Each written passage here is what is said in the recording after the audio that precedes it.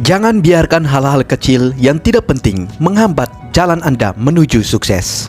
Audiobook dari buku karangan David J. Schwartz, halaman 131. Banyak orang yang memiliki potensi untuk maju membiarkan hal-hal kecil yang tidak penting menghambat jalan mereka menuju sukses. Mari kita lihat 4 contoh berikut ini. Yang pertama, apa yang diperlukan untuk membuat pidato yang baik? Hampir semua orang ingin mempunyai kemampuan untuk tampil sebagai pembicara kelas 1 di muka umum. Hanya sedikit orang yang berhasil mewujudkan keinginan mereka, dan kebanyakan orang tetap menjadi pembicara yang tidak efektif di muka umum. Mengapa? Alasannya sederhana.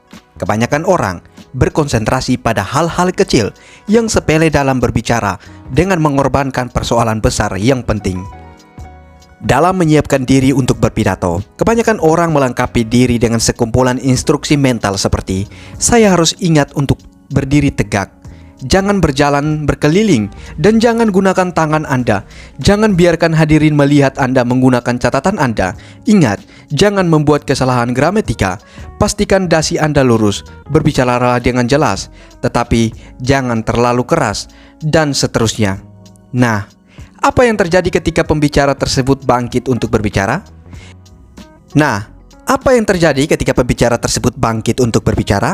Ia takut karena ia telah memberi dirinya daftar panjang hal-hal yang tidak boleh ia lakukan. Ia berdiri bingung dalam menyampaikan pidatonya dan mendapatkan dirinya bertanya-tanya dalam hati, apakah saya berbuat kesalahan?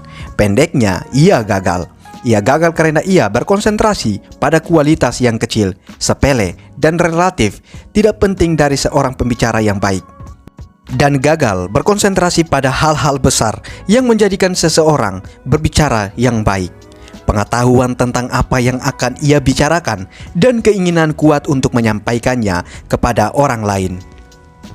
Ujian yang sesungguhnya atas seseorang pembicara bukanlah apakah ia berdiri tegak atau apakah ia membuat banyak kesalahan gramatika, melainkan apakah hadirin mengerti apa yang ia sampaikan. Kebanyakan dari pembicara terkemuka mempunyai catatan kecil. Seberapa dari mereka bahkan mempunyai suara yang tidak enak didengar. Namun, mereka memiliki kualitas yang benar-benar penting. Mereka mempunyai sesuatu untuk dikatakan, dan mereka merasakan hasrat yang nyala agar orang lain mendengarkannya. Yang kedua, apa yang menyebabkan pertengkaran? Pernahkah Anda berhenti sejenak untuk bertanya kepada diri sendiri, apakah yang menyebabkan pertengkaran? Sedikitnya 99% pertengkaran dimulai karena persoalan kecil yang tidak penting seperti ini. John pulang ke rumah dengan sedikit letih dan sedikit gelisah. Hidangan makanan malam yang disajikan kurang sesuai dengan seleranya, sehingga ia memalingkan wajah dan mengeluh. Hari yang dilewati Joan juga tidak terlalu menyenangkan, sehingga ia menuntut, "Baiklah, apa yang engkau harapkan dengan uang belanja yang kecil? Atau mungkin saya dapat memasak makanan yang lebih pantas seandainya saya mempunyai kompor baru, seperti yang tampaknya dimiliki semua orang yang lain." Ia menghina harga diri John, sehingga ia balas menyerang dengan, "Dengar John, sama sekali bukan uangnya yang kurang. Engkaulah saja yang tidak tahu cara mengaturnya." Dan begitulah seterusnya. Sebelum terjadi gencatan senjata, segala macam tuduhan dibuat untuk menyerang satu sama lain. Seks, uang, janji pranikah, dan pasca nikah. Dan banyak lagi persoalan lain dilontarkan. Kedua pihak meninggalkan pertempuran dalam keadaan gugup dan tegang. Tidak ada yang dibereskan. Tetapi John dan Joan sudah dilengkapi dengan amunisi baru untuk membuat pertengkaran berikutnya lebih keras lagi. Hal-hal kecil, cara berpikir kecil menyebabkan argumen. Jadi, untuk menghapuskan pertengkaran, hapuslah cara berpikir picik. Berikut ini adalah sebuah teknik yang bekerja dengan baik. Sebelum mengeluh atau menuduh atau memarahi seseorang atau meluncurkan serangan balasan sebagai pembalasan diri atau pembelaan diri, bertanyalah kepada diri sendiri, apakah ini benar-benar penting? Dalam kebanyakan hal, tidak cukup penting, dan Anda pun berhasil menghindari konflik. Bertanyalah kepada diri sendiri, Apakah benar-benar penting seandainya ia menjatuhkan abu rokok di atas karpet, atau lupa menutup wadah pasta gigi, atau terlambat pulang ke rumah? Apakah benar-benar penting seandainya ia memboroskan sedikit uang atau mengundang beberapa orang yang tidak saya sukai? Jika Anda merasa ingin mengambil tindakan negatif, percayalah kepada diri sendiri. Apakah ini benar-benar penting? Jawabannya, untuk pertanyaan itu bekerja secara ajaib dalam membangun situasi rumah yang lebih baik. Jawabannya juga berlaku di kantor. Cara ini manjur ketika dalam perjalanan pulang ke rumah, seseorang pengemudi lain memotong jalan di depan Anda. Cara ini manjur di dalam situasi apapun dalam kehidupan yang cenderung menimbulkan pertengkaran. Yang ketiga, John mendapatkan kantor yang terkecil dan ia gagal. Beberapa tahun yang lalu, saya menyaksikan berbagai macam cara berpikir picik mengenai akomodasi kantor menghancurkan peluang seorang anak pemuda untuk mendapatkan karir yang menguntungkan dalam periklanan. 4 orang eksekutif muda, semua pada tingkat status yang sama, dipindahkan ke kantor yang baru. 3 kantor baru tersebut sama dalam ukuran dan dekorasi. Yang keempat lebih kecil dan lebih sederhana. John diberi kantor yang keempat, dan ini ternyata merupakan pukulan menyedihkan bagi harga dirinya. Segera saja ia merasa dirinya mengalami diskriminasi. Pikiran negatif, kemarahan, kegetiran, rasa iri menumpuk. John mulai merasa dirinya tidak mampu. Akibatnya, ia semakin menaruh dendam kepada rekan-rekan eksekutifnya. Bukannya bekerja sama dengan mereka, ia malah berusaha sedapat mungkin merusak usaha mereka. Segalanya menjadi semakin buruk, dan John mengalami penurunan begitu buruk sehingga 3 bulan kemudian para direktur tidak mempunyai pilihan lain selain memecatnya. Cara berpikir picik mengenai persoalan kecil menghancurkan diri John dalam ketergesaannya merasa diskriminasikan.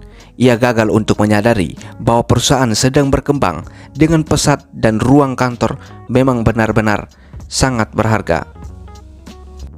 Bahkan, tidak terpikir olehnya bahwa eksekutif yang mengatur berbagai macam kantor-kantor tersebut bahkan tidak tahu mana kantor yang kecil. Satu-satunya orang di perusahaan tersebut yang menganggap kantor sebagai indeks nilai dirinya adalah John sendiri. Cara berpikir kecil mengenai hal-hal yang tidak penting, seperti melihat nama Anda tercantum paling akhir pada lembaran gaji atau menerima salinan karbon keempat dari memo kantor, dapat menyakiti Anda. Berpikirlah besar, dan tak satu pun hal-hal kecil ini dapat menahan diri Anda. Yang keempat, bahkan gagap merupakan hal kecil. Seorang wiraniaga mengatakan kepada saya bahwa bahkan gagap hanyalah soal kecil dalam hal kewiraniagaan jika orang bersangkutan mempunyai kualitas yang benar-benar penting. Saya mempunyai seorang teman yang juga seorang wiraniaga. Ia mengakui yang senang bergurau, walaupun kadang leluconnya sama sekali tidak lucu. Beberapa bulan yang lalu, seorang pemuda mengunjungi teman saya yang suka bergurau ini dan meminta pekerjaan sebagai penjual. Pemuda ini sangat gagap, dan teman saya segera melihat peluang untuk memperdayakan saya. Teman saya mengatakan kepada pelamar yang gagap tersebut bahwa saat ini tidak ada lowongan di perusahaannya, tetapi salah seorang temannya, saya, mempunyai lowongan. Ia menelepon saya dan memberikan laporan yang bagus mengenai orang ini. Tanpa curiga saya berkata, "Kirim dia kemari, kirim saja ke sini." 30 menit kemudian masuklah pemuda tersebut. Ia belum mengucapkan lebih dari 3 patah kata ketika saya menyadari mengapa teman saya begitu antusias mengirimkannya ke tempat saya. Saya Jack," katanya. "Pak G mengirimkan saya untuk berbicara tentang pekerjaan. Hampir setiap kata yang diucapkan merupakan perjuangan." Dan saya berkata kepada diri sendiri, orang ini tidak dapat menjual $1 dengan harga 1 sen. Saya jengkel kepada teman saya, tetapi saya merasa kasihan kepada pelamar yang masih muda ini.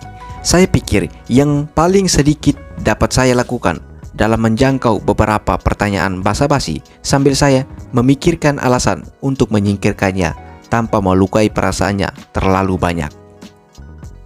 Namun, sementara kami berbicara, saya mengetahui bahwa orang muda ini cerdas, bahwa ia dapat membawa diri dengan sangat baik. Sayang sekali ia sangat gagap. Akhirnya, saya memutuskan mengakhiri wawancara dengan mengajukan satu pertanyaan terakhir. Apa yang membuat Anda berpikir Anda dapat menjual? Baiklah, katanya, saya secepatnya belajar. Saya suka kepada orang. Saya pikir saya dapat mempunyai perusahaan yang baik dan saya ingin menghasilkan uang. Saya tahu saya memang sulit berbicara, tetapi itu tidak mengganggu saya. Jadi, mengapa ini harus mengganggu orang lain? Jawabannya membuktikan kepada saya bahwa ia memiliki semua kualifikasi yang benar-benar penting bagi seorang wiraniaga. Saya memutuskan memberinya kesempatan dan percaya atau tidak, ia berhasil sangat baik. Bahkan catat, dalam berbicara di dalam profesi yang menuntut kemampuan berbicara yang lebih baik merupakan hal yang sepele jika orang bersangkutan mempunyai kualitas yang benar. Oke, terima kasih buat teman-teman yang sudah mendengarkan sampai di sini. Besok kita akan lanjut lagi dengan materi lanjutan, yaitu dengan 3 prosedur untuk membantu diri kita tidak memikirkan hal-hal yang tadi. Oke, dari keempat hal yang tadi. Oke, itu pastikan Anda stay di materi lanjutan. Oke, buat yang ingin memesan buku fisiknya secara langsung, linknya ada di bio. Silakan Anda pesan kalau Anda berminat, supaya ada repetisi atau pengulangan karena materinya sangat-sangat daging. Oke.